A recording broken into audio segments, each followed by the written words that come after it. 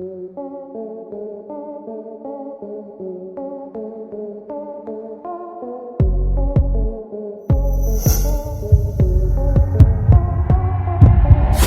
से करीब 6 करोड़ साल पहले पृथ्वी पर डायनासोर का राज चलता था। ये डायनासोर इतने बड़े और खूंखार थे कि दूसरे छोटे मैमल्स किसी तरह खुद को सुरक्षित रख पाते थे। लेकिन इनकी कुछ प्रजातियां शाकाहारी भी थी, जिनसे छोटे मैमल्स को कोई खतरा नहीं था। पर फिर भी ये सभी चीजें इसी तरह नहीं चलने वाली थी, क्योंकि पृथ्वी पर कुछ ऐसा होने वाला था जो पूरी डायनासोर की प्रजाति का अंत कर देता। और फिर कुछ ऐसा ही हुआ जिसे महाविनाश कहा गया। नमस्कार दोस्तों, लग्जरी टेल्स की वीडियो में आपका एक बार फिर से स्वागत है। आज की इस वीडियो में हम आपको बताएंगे कि ये महाविनाश क्यों और कैसे हुआ। हमारे सौर मंडल में कुल 9 ग्रह हैं। ये सभी गतिशील हैं और अपने अपने एक्सिस पर रोटेट करते रहते हैं और ये सभी सूर्य का चक्कर लगाते हैं। इन ग्रहों में सूर्य के सबसे नजदीक बुध, जिसे मरकरी कहा जाता है, इसके पास शुक्र, पृथ्वी, मंगल, बृहस्पति आदि ग्रह अपने अपने एक्सिस पर मौजूद हैं। मंगल और बृहस्पति के बीच के ऑर्बिट में ग्रहों के छोटे छोटे टुकड़े मौजूद हैं, जिसे क्षुद्र ग्रह या एस्टेरॉइड्स कहा जाता है। ये एस्टेरॉइड्स भी बाकी ग्रहों की तरह सूर्य का चक्कर लगाते हैं और प्लैनेट पर काफी ज्यादा इफेक्ट डालते हैं। इन एस्टेरॉइड्स की तादाद बहुत ही ज्यादा होती है, जिससे होता ये है कि रोटेशन के कारण ये एक दूसरे से टकराते रहते हैं। टकराव के कारण ये अपनी दिशा से भटक जाते हैं और ग्रेविटी के कारण मंगल इन्हें अपनी ओर आकर्षित कर लेता है। लेकिन मंगल भी गतिशील होता है, जिसकी वजह से यह अपनी जगह बदल लेता है, जिससे होता यह है कि उल्कापिंड यानी कि एस्टेरॉइड्स मंगल पर गिरने की बजाय पृथ्वी पर गिर जाते हैं और ऐसा हर एक दिन होता है। लेकिन अगर ये एस्टेरॉइड्स पृथ्वी पर हमेशा गिरते हैं तो पृथ्वी पर इनसे कोई नुकसान क्यों नहीं होता? ऐसा इसलिए क्योंकि जब ये एस्टेरॉइड्स पृथ्वी की तरफ बढ़ते हैं तो इन्हें पृथ्वी के एटमॉस्फेरिक लेयर से होकर गुजरना पड़ता है, जो कि 140 किलोमीटर चौड़ा है और इसमें हवाओं का दबाव भी बहुत अधिक होता है। जब ये एस्टेरॉइड्स पृथ्वी के एटमॉस्फेयर में एंटर करते हैं तो इनकी स्पीड 1000 किलोमीटर पर आवर की होती है और हवाओं का दबाव इतना अधिक होता है कि ये जलने लगते हैं।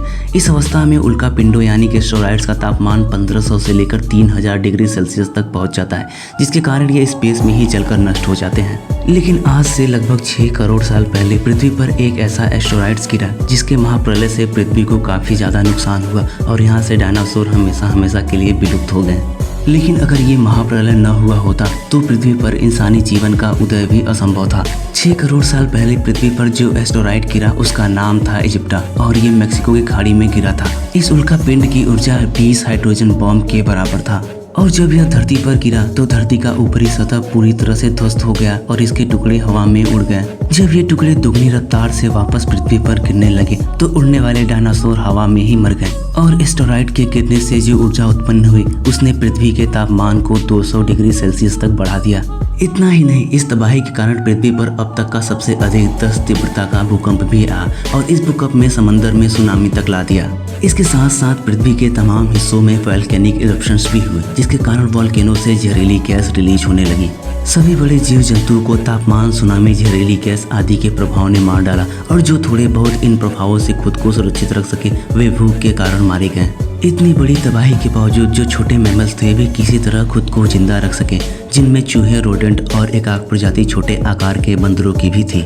मेक्सिको के जिस क्षेत्र में ये एस्टेरॉइड गिरा था वहाँ पर आज भी गड्ढा मौजूद है, जिसे मेक्सिको की खाड़ी नाम से जाना जाता है। भूकंप के कारण टेक्टोनिक प्लेट्स में जोरदार हलचल हुई, जिसकी वजह से अफ्रीका कॉन्टिनेंट के किलिमंजारो क्षेत्र में एक माउंटेन रेंज खड़ा हो गया, जिसे रिफ्ट वैली के नाम से जाना जाता है। इस माउंटेन ने पूरी पृथ्वी के स्ट्रक्चर को ही बदल कर रख दिया, क्योंकि इस माउंटेन के दूसरी ओर से बारिश लाने वाली हवाएं आती थी। लेकिन माउंटेन के कारण ये हवाएं अफ्रीका के इस क्षेत्र में आना बंद हो गई, जिससे यहाँ पर बारिश भी नहीं हुई। सालों तक बारिश न होने के कारण ये पूरा का पूरा क्षेत्र सूख गया। यहाँ के पेड़ पौधे, वनस्पति सब नष्ट हो गए। सदियों बाद ये पूरा क्षेत्र एक विशाल रेगिस्तान में तब्दील हो गया, जिसे आज पूरी दुनिया सहारा डेजर्ट के नाम से जानती है और ये विश्व का सबसे बड़ा रेगिस्तान है।